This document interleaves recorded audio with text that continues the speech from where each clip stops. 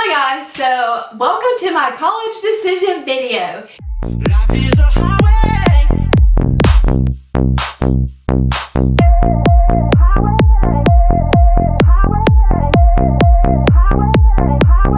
In case you didn't know, I am attending Auburn University this fall.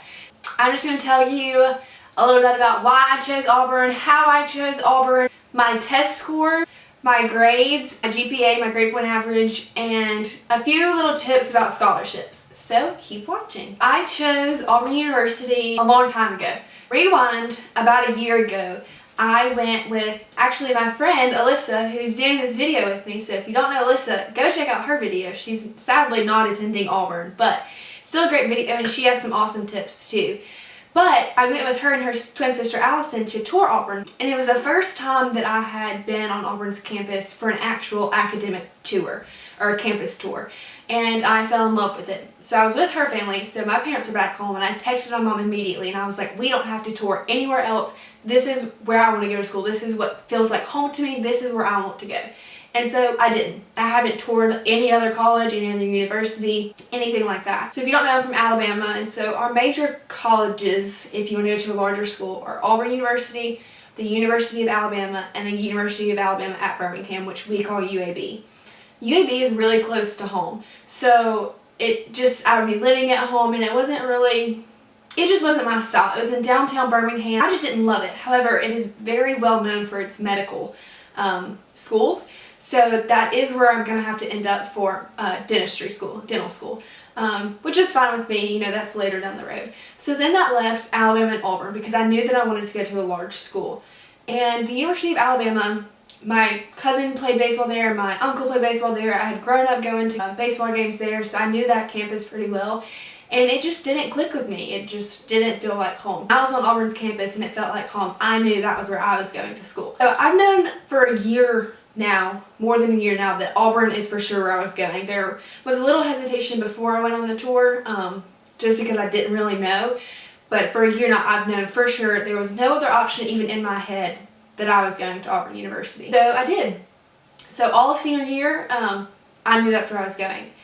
As far as admissions go, I applied early admissions because I was so confident in where I was going.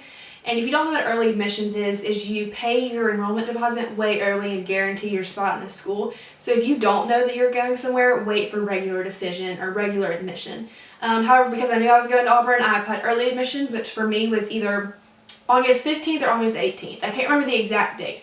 So I applied the day the application came out, sent in everything, sent in my transcripts, all my test scores, everything like that.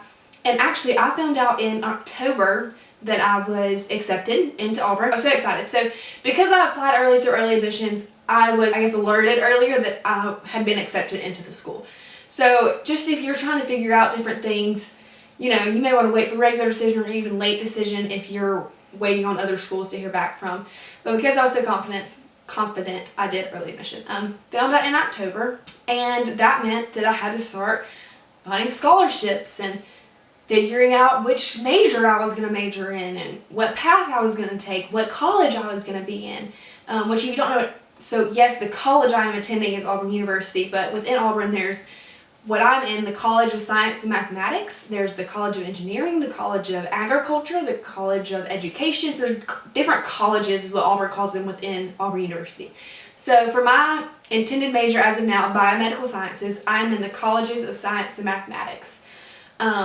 So that may be something like if you want to go in undecided, that maybe you want to take a class in different colleges within your university, so that you're able to figure out what you want to do.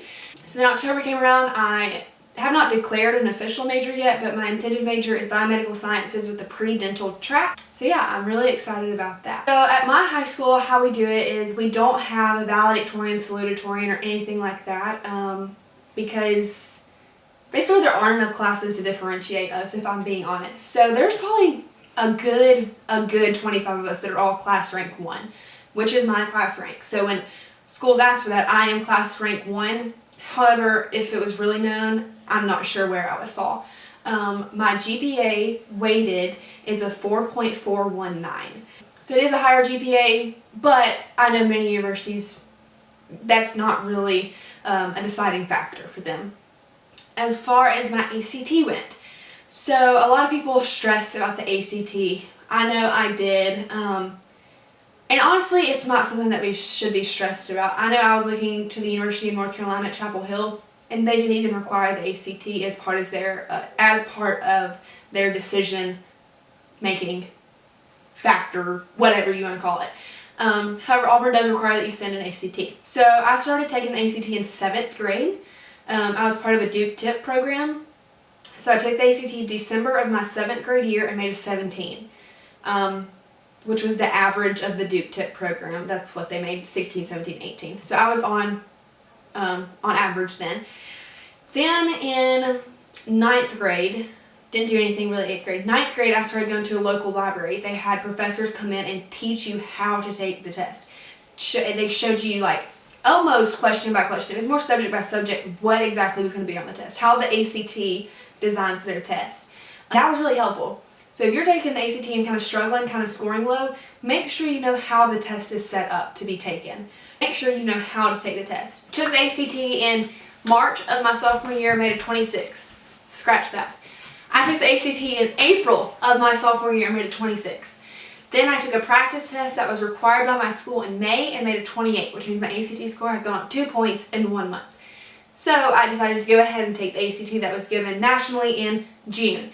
And my score went up 2 points again, and I made a 30 June of my sophomore year. To each their own on what they want their goal ACT score to be, but for me and my family, 30 was my goal score. So I didn't take it after that. So I kind of stopped preparing for the ACT, and I never took the SAT. So as far as test scores, that's all I really have to give you, is just to study and know how the ACT is written. And just take it repetitively. The more consecutive times you take it, the higher your score is going to increase. So that's my advice for the ACT. Okay, so I'm coming back because I forgot to mention my AP and dual enrollment. So, as part of my stats. So like I said, I'm class rank 1, GPA 4.4, ACT 30. I also have AP credit in biology. I scored a 3 on my national AP exam. So Auburn does give credit for a 3. So I have that credit as well. Also, dual enrollment.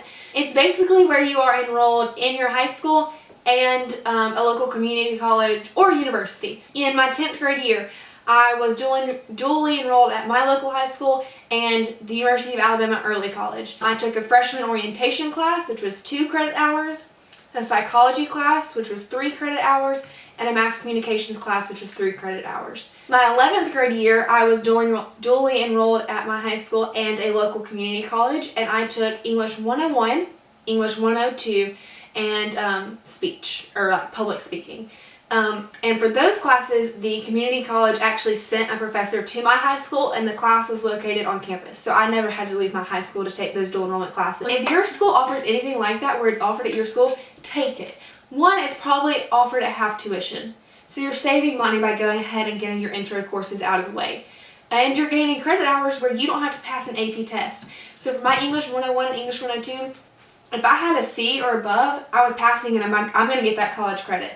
I didn't have to make a 4 or 5 on the AP exam. So I mean, to each their own. If you choose to take the actual class in the AP exam, props to you. I didn't. I took dual enrollment. And then my 12th grade year, I took dual enrollment again through a different local community college, but they also sent a professor to my high school, and I took music appreciation. So that means that I have 2 hours for freshman orientation, 3 hours for intro to psychology, 3 hours for intro to mass communications, 3 hours for English 101, 3 hours for English 102, 3 hours for public speaking, and 3 hours for music appreciation. So that leaves me with 20 college credit hours that I have out of the way through dual enrollment. If you want to go ahead and add in my 3 credit hours through my AP biology score, I have 23 credit hours. That's another part of my stats that I forgot to mention, so I just popped right in. So if you can, take dual enrollment and take AP if you can handle the course load, because that puts you further into your higher education at your university. As far as scholarships goes, so if you're like me, kind of stinks. Scholarships aren't really given to you. If you come from a household that, both of your parents are working with decent jobs and you have a high ACT score, you're kind of expected to be able to pay for college. I'm just being honest. So scholarships are hard to find. So my advice to you is to apply for any and all academic scholarships that your university offers. Usually it's only one application you have to fill out, and it applies you for all of the academic scholarships. So that's what I did with Auburn. And then also the way Auburn does it, like I said, Auburn's the only place I applied, so Auburn's the only place I know how their system works. But Auburn also they have the academic scholarships as well as departmental scholarships. So that goes back to the different colleges I was telling you about. So I applied for every scholarship given to the College of Science and Mathematics. I was only awarded my freshman academic scholarship. I didn't receive any other departmental scholarship, so that kind of stinks.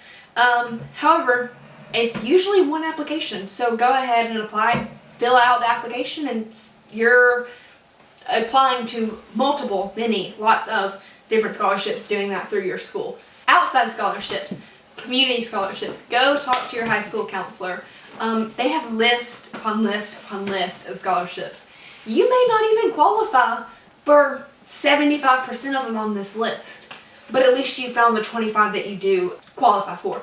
So go talk to your high school counselors. They usually have a good scholarship list for you.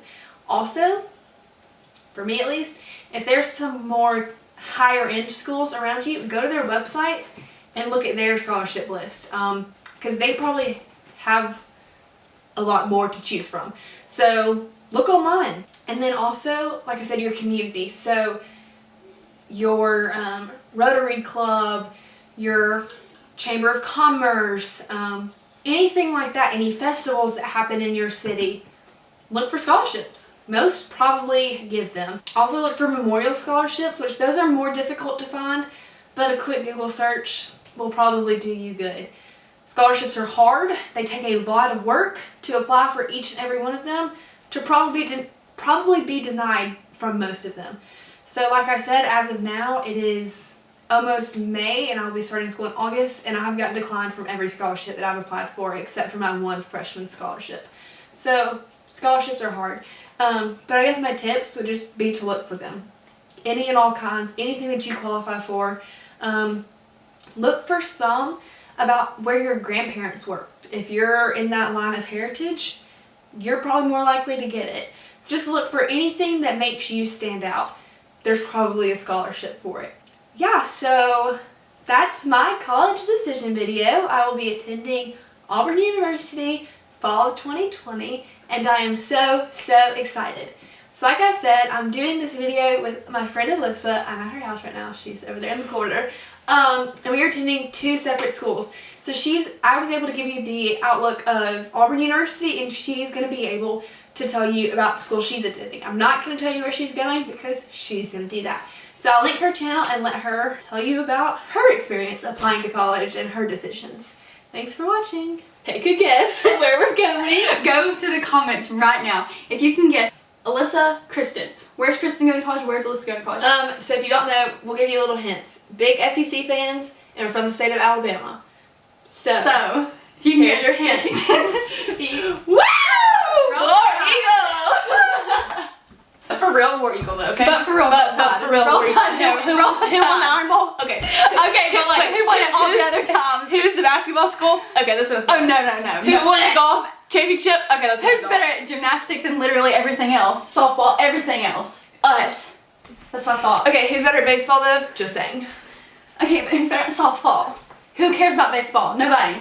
I like baseball. Okay, Roll Tide. We War hope Eagle, y'all War Eagle, War Eagle. And if you're going to be an incoming freshman this fall, let us know where you're going. And if they're going to our schools, hit us If you're up, going to our because schools, we hit want to us up. make friends. Yeah. Life is a highway.